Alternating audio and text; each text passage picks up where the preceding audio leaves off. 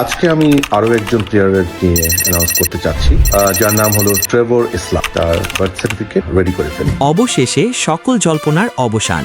বাংলাদেশের ফুটবল প্রেমীদের জন্য বড় সুসংবাদ নিয়ে এলেন বাফুফে সহসভাপতি ফাহাদ করিম। আমেরিকান অরিজিন স্ট্রাইকার ট্রেভর ইসলাম এখন অফিসিয়ালি বাংলাদেশের জন্ম নিবন্ধন হাতে পেয়েছেন। দীর্ঘদিনের প্রসেস শেষে ফাহাদ করিমের নিজস্ব তত্ত্বাবধানেই এই জটিল কাজগুলো সম্পন্ন হয়েছে। ট্রেভর ইসলামের অন্তর্ভুক্তি মানেই বাংলাদেশের আক্রমণ ভাগে এক নতুন প্রাণের সঞ্চার। যদিও জুন উইন্ডোতে তাকে পাওয়া যাচ্ছে না, তবে আগামী সাফে তিনি লাল সবুজ জার্সিতে মাঠ মাতাবেন এটা প্রায় নিশ্চিত। আগামী বছর থেকে হামজা চৌধুরীর সাথে ট্রেভরের যুগলবন্দি দেখার জন্য মুখিয়ে আছে কোটি ফুটবল ভক্ত। তবে চমক কিন্তু এখানেই শেষ নয়। আরও একজন আক্রমণ ভাগের খেলোয়াড় খুব শীঘ্রই জাতীয় দলে যোগ দিচ্ছেন, যার নাম আগামী ৩-৪ দিনের মধ্যেই প্রকাশ করা হবে বলে জানান ফাহাদ করিম। রোনান সোলেভান এবং ট্রেভরের সাথে এই নতুন প্লেয়ার যোগ দিলে আমাদের আক্রমণ ভাগ হবে অনেক পরিণত।